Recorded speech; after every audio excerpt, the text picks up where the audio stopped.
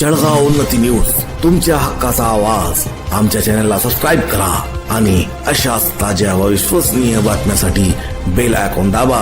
तुमच्या विश्वासावरच उभे राहतो जळगाव उन्नती न्यूज. नगर परिषदेचा आरोग्य विभाग सुस्त. नाल्यांमध्ये कचऱ्याचे साम्राज्य. मुख्याधिकारी अन्न आरोग्य निरीक्षक कुंभकर्णी झोपेत. जळगाव जामोद. एकीकडे सरकार स्वच्छ भारत अभियानाच्या गप्पा मारत असताना जळगाव जामोद नगर परिषद क्षेत्रात मात्र या अभियानाचा पुरता बोजावारा उडाल्याचे चित्र दिसत आहे. शहरातील डॉक्टर बाबासाहेब आंबेडकर चौकाजवळील मुख्य नाला सध्या कचराकुंडी बनला असून प्रशासनाच्या निष्क्रियतेमुळे नागरिकांचे आरोग्य धोक्यात आले आहे.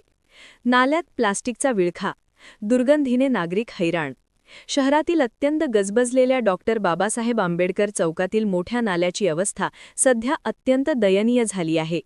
या नाल्यात प्लास्टिक पिशव्या, घरातील कचरा आणि सांडपाण्यावर तरंगणारी घाण यामुळे नाला अक्षरशः तुडुंब भरला आहे. पाण्याचा निचरा होण्यासाठी मार्गच उरलेला नाही. परिणामी परिसरात प्रचंड दुर्गंधी पसरली असून डासांचे प्रमाण वाढले आहे. यामुळे परिसरात साथीचे आजार पसरण्याची भीती व्यक्त होत आहे. प्रशासन फक्त कमिशनमध्ये व्यस्त. शहरातील स्वच्छतेची जबाबदारी असलेल्या मुख्याधिकाऱ्यांसह आरोग्य निरीक्षकांचेही या गंभीर समस्येकडे साफ दुर्लक्ष होताना दिसत आहे. स्थानिक नागरिकांमध्ये आता असा संताप व्यक्त होत आहे की प्रशासकीय अधिकाऱ्यांना जनतेच्या आरोग्याशी काहीही देणेघेणे उरलेले नाही.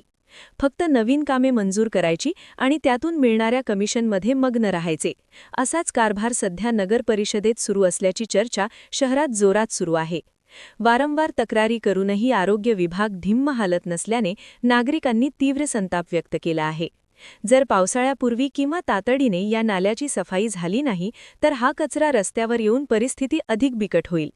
एसी केबिनमध्ये बसून कागदी घोडे नाचवणाऱ्या अधिकाऱ्यांनी प्रत्यक्ष जमिनीवर उतरून नाल्यांची पाहणी करावी, अशी मागणी आता जोर धरू लागली आहे.